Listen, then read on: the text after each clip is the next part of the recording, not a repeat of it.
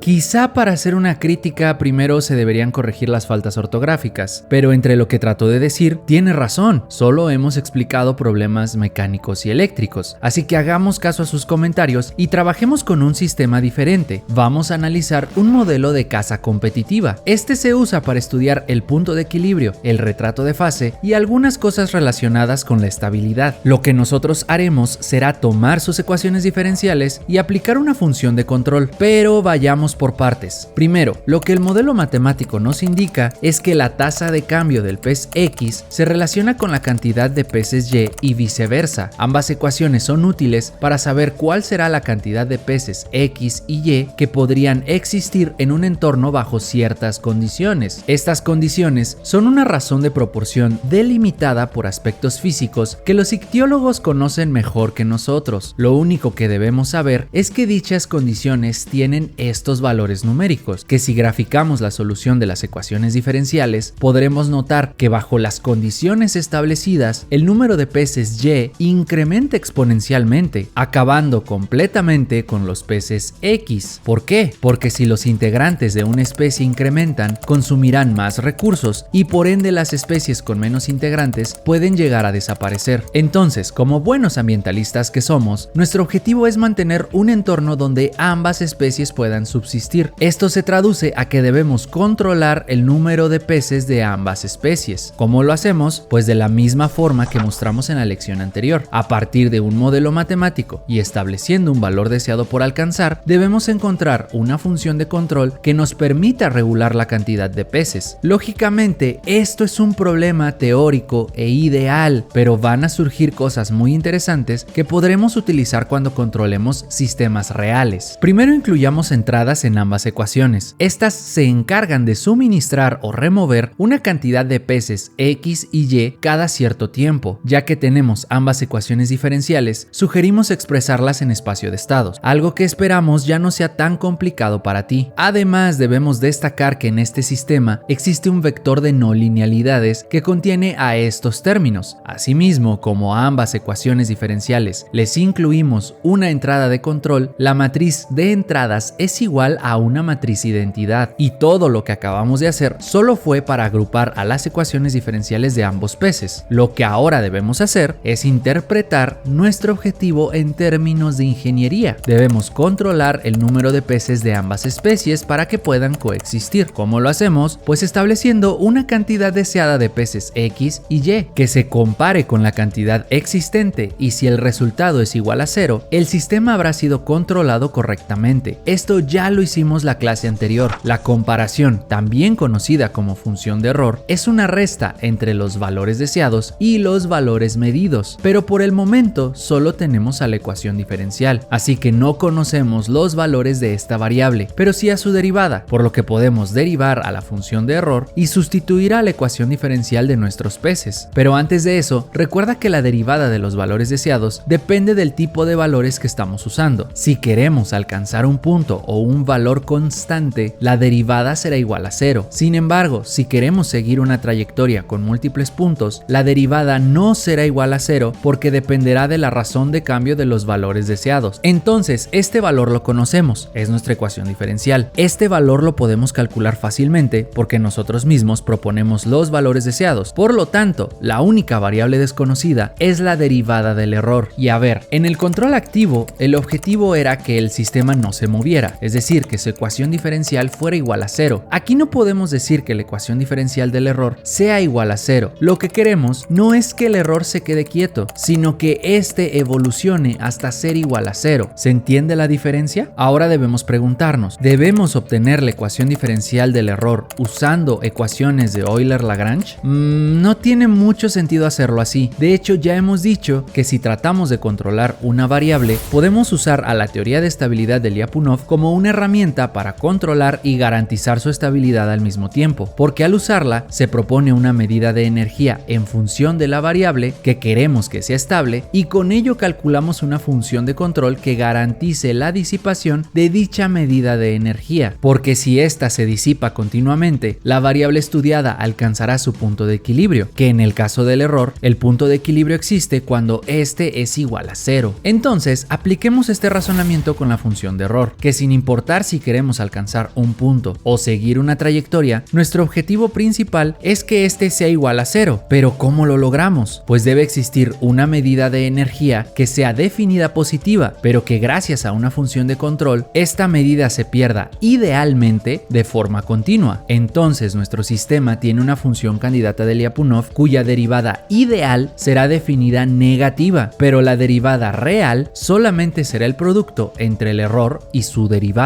la cual buscamos que sea definida negativa. Por lo tanto, estas dos ecuaciones se pueden relacionar al igualarse entre sí. Esto significa que queremos que la disipación real sea lo más cercana posible a la ideal. A partir de aquí solo debemos operar algebraicamente. Esto significa que el lado derecho de la ecuación puede moverse al lado izquierdo y luego se factorizan términos semejantes, de tal forma que para cumplir con la simplificación que acabamos de hacer, todo este término debe ser igual a un vector de ceros, que al multiplicarse con el vector transpuesto del error, el resultado será un valor escalar igual a 0. Esto es más del álgebra lineal que de la teoría de control, así que te recomendamos revisar operaciones de simplificación con matrices y vectores en caso que no quede claro el proceso que acabamos de hacer. Entonces, para que el término señalado sea igual a 0, la derivada del error debe ser igual al producto entre la matriz K y la función de error. Y si recuerdas bien, estábamos buscando definir a la derivada de la función de error, porque anteriormente llegamos hasta esta ecuación. Entonces lo que podemos hacer es igualarlas y operarlas algebraicamente, de tal forma que al final se sustituya la ecuación diferencial de nuestro sistema y así conoceremos a la función de control que cumplirá con nuestros objetivos. Simplificar este resultado es fácil porque la matriz de entradas es una matriz identidad, muy diferente a las que hemos visto en lecciones anteriores. Así que explicaremos rápidamente esta parte de la simplificación. Primero mueve todos los términos al lado derecho de la ecuación. Luego, como la matriz de entradas es una matriz identidad, su determinante será igual a 1. Por lo tanto, es invertible y no se necesita calcular su forma pseudo inversa. Sin embargo, su forma inversa será igual a su forma convencional, la cual ya sabemos que es una matriz identidad. Por lo tanto, la función de control para este problema específicamente es la ecuación que ves en pantalla, y entonces así podemos conocer a la función de control, la cual se considera proporcional por este término. En palabras simples, se le conoce como control proporcional porque la evolución del error será directamente proporcional al propio error. El resto de términos en la función de control son utilizados para eliminar aquellos comportamientos propios o intrínsecos del sistema para luego suministrar el comportamiento deseado. Esto lo explicamos con el ejemplo de las cajas en la lección anterior. Ahora, para comprobar el correcto funcionamiento de nuestro controlador, vayamos a MATLAB y en un archivo crearemos el código donde primero colocaremos los valores de los parámetros físicos. Para el modelo matemático, consideraremos que inicialmente tendremos 7 peces de las especies X y Y, pero nuestro objetivo es que dichas especies se reproduzcan hasta llegar a 63 y 56 peces respectivamente. También es importante crear a la matriz de estados y de entradas, ya que estas se usarán en los bloques de Simulink. Por último, sugerimos establecer los valores para la matriz de ganancia K como una matriz identidad, ya que más adelante profundizaremos en ella. Ahora, dentro de un archivo de Simulink, crearemos a nuestro modelo matemático, a la función de error y a la función de control, pero vayamos por partes. Primero llamemos a todos los parámetros físicos del sistema, donde varios de ellos serán utilizados en el bloque donde colocaremos la ecuación diferencial de nuestros peces. Dentro de él, solo crearemos al vector con las no linealidades al descomponer el vector de estados para poder realizar los productos entre X y Y. Con esto es muy simple crear a la ecuación diferencial del sistema, la cual fuera del bloque será integrada con un bloque integrador, valga la redundancia, cuyas condiciones iniciales serán el número de peces de cada especie que establecimos en el código de MATLAB. Luego de esto necesitaremos a la función de error, la cual se calcula dentro del bloque señalado como una simple resta entre la cantidad de peces deseados y la cantidad de peces que tenemos. El vector con los valores deseados es un bloque constant, donde solo se colocan a los valores dentro de un vector, mientras que la cantidad de peces medidos es la solución numérica de la ecuación diferencial. Por último, dentro del bloque control, crearemos a la función de control usando los parámetros físicos del sistema. En ella tenemos que crear al vector de no linealidades, tal como lo hicimos en el bloque de la ecuación diferencial, para luego crear a la función de control donde la derivada de los valores deseados es igual a 0, ya que dichos valores son constantes a lo largo del tiempo. Si tú quisieras alcanzar diferentes puntos, tendrías que generar una trayectoria y derivarla en función del tiempo, cuyos resultados deberían ser utilizados en esta función de control. Por último, no olvides colocar a la variable de tiempo definida en el archivo de MATLAB, así como enviar los datos de cada variable en la simulación al workspace de MATLAB con el bloque toWorkspace. Y hablando de las variables y de MATLAB,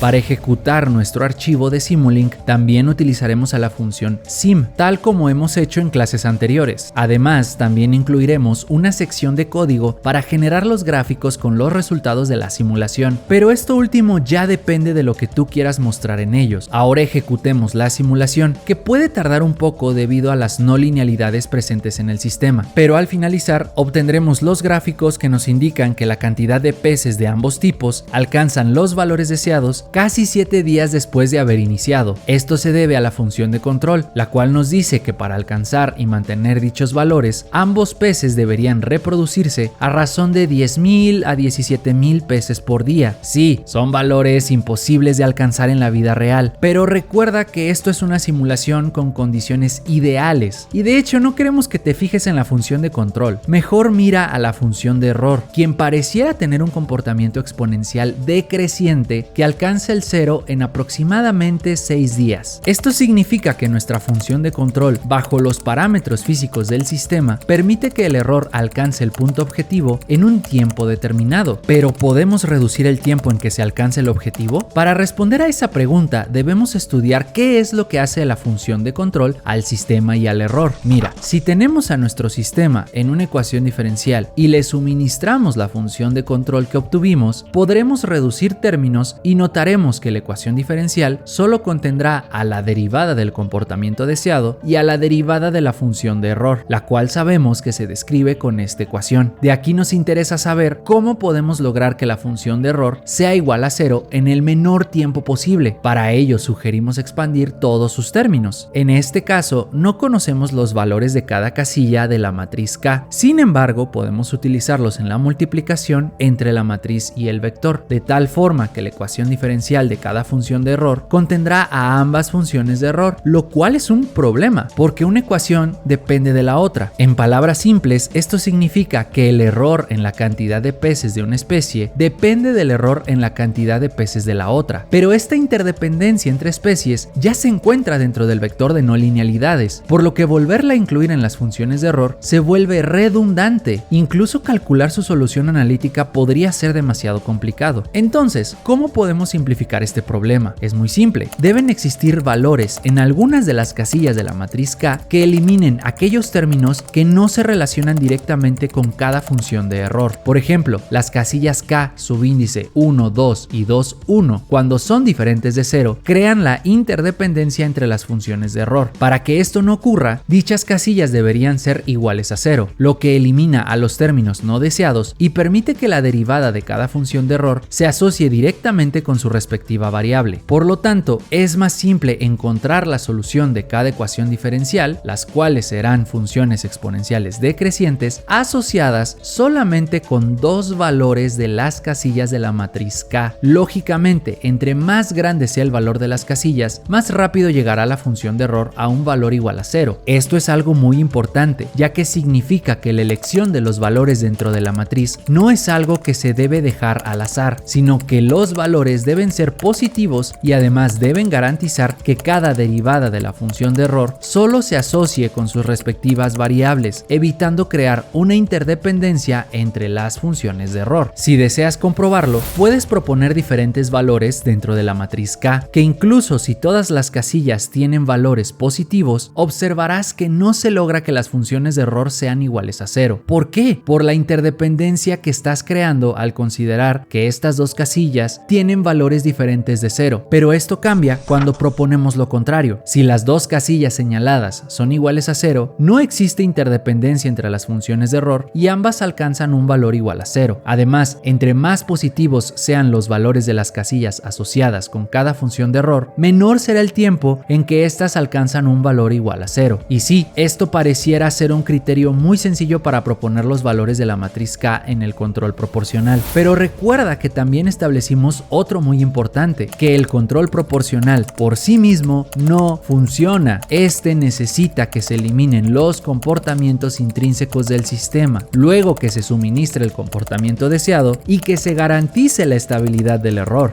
Posteriormente se deben estudiar a las funciones de error con la matriz de ganancia K, donde ambos se relacionan directamente con la estabilidad del error. De la teoría de estabilidad de Lyapunov sabemos que la matriz K debe ser definida positiva para que el sistema pierda energía continuamente. Sin embargo, proponer los valores de la matriz no solamente depende de que la parte real de sus eigenvalores sea positiva, sino que las casillas en ella no deben crear una interdependencia entre las diferentes funciones de error que puedan existir. Esto se resuelve al estudiar a la ecuación diferencial del error tal como lo hicimos hace unos instantes. De esta forma, el control proporcional se encargará de garantizar la estabilidad asintótica del sistema, acotando a las funciones de error como funciones exponenciales decrecientes. Y sí, sabemos que al inicio puede ser confuso y puede ser demasiada información, pero si haces las tareas y nos preguntas todas tus dudas, te darás cuenta de que es más fácil de lo que parece. Entonces, si tienes alguna duda, siente la confianza de contactarnos a través de la plataforma, en nuestras redes sociales o en la dirección que ves en pantalla. Mientras tanto, continúa estudiando y nos vemos en la siguiente lección.